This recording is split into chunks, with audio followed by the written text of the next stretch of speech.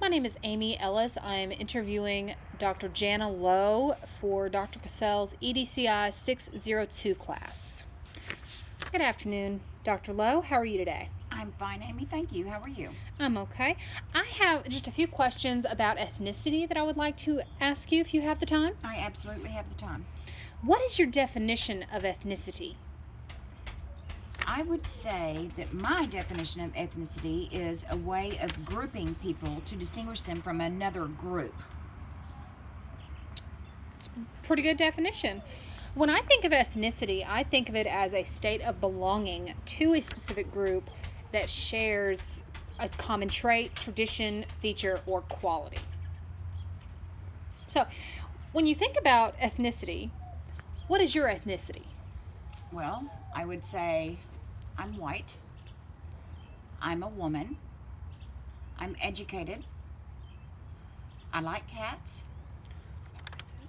I'm Christian. I wear a size 8.5 shoe. Okay, now on that note, what would you say is the most commonly held misconception about people of your ethnicity? Remembering that we can use any of those groupings for your ethnicity. So what's a common misconception? Well, one common misconception is I like cats a lot, and so I'm considered a crazy cat lady. Another misconception is I am a white woman and educated, and it's a misconception that I can't take care of myself, that I have to have a man, specifically a white man, to take care of me. Okay. Now, when you think about ethnicity, have you ever felt excluded based on your personal ethnicity? Yes. How or why? There was a time we had just moved to a small town, my husband and I, in the South, and he needed a haircut. And our little town has a courthouse, we're the county seat, and it has a courthouse with a lot of shops around it, and there's a barber shop. And I suggested going there to support local business. So we went there, and it was a Saturday morning, and I didn't have anything to do. I just rode with him, and I went into the barber shop with him. The barber was there. There's only one barber in a chair, and then there were 3 men sitting against the wall on the other side. And they weren't rude or mean to me, but they made me feel very uncomfortable. They made me feel as if I didn't belong in their group, that it was for men only. Like a man cave? Like a man cave. Okay. So I left and just walked around the square till my husband was finished. But it was just a strange experience. Okay. Now, thinking back in your years, do you remember excluding others based on their ethnicity?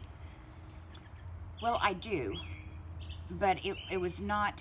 I have to fall back on it. Wasn't my fault because I was a child and I had no control. We lived in a neighborhood, and a black family moved in, the Wiggins family, and they lived a few streets over. And I went to school with Kirk Wiggins, and he was a very nice kid. I think I was in the 5th grade. I didn't think too much about the fact that he was a black kid. He was just a kid. And a bunch of us kids were out riding bikes and playing around, and my dad came out and made Kirk very uncomfortable, and Kirk went home. And I remember feeling bad about that. I remember feeling that I had somehow let Kirk down, but I didn't know what to do. So I felt really bad about that situation, but it was my dad, and I didn't have control over who was at my house. That was his deal, and I still feel bad about that. So thinking about that, and thinking how you felt about it shortly after, how important is it that people understand people of other ethnicities? I think it's very important. If we're going to get along as a country and as a world, we're going to have to get along. And to do that, I think we have to understand each other's cultures, ethnicities, traditions, beliefs, so we can put ourselves in their shoes, so when they act a certain way, we don't jump to the gun of, oh my gosh, they're being offensive. That just may be what they believe. Like if I have a family over for a barbecue and I'm barbecuing pork chops and it's a Jewish family, I can't be upset that they don't eat the pork chops. I have to just realize that's their culture. They're not being rude. They're not trying to be rude. That's just their culture. Okay. So it's important to understand that not everyone's going to be the same. This would be a very boring world if we were all the same. Wouldn't it be? I don't want to wear red shoes every single day. I want to wear red shoes every now and then, but I don't want to wear them every single day. Right. It's important to be different. I don't want to see somebody with blue eyes every single time I talk to somebody. It's interesting to see people with green eyes or brown eyes. So diversity is key. Diversity is key. Okay. If we're going to get along. Well, Dr. Lowe, that's all I have for you today, and it's all the questions I have. I want to thank you for taking the time to sit down and talk with me about this important subject. Well, I appreciate you asking me to be interviewed. Okay, and thank you all for listening in to this interview, again, for Dr. Cassell's EDCI 602 class.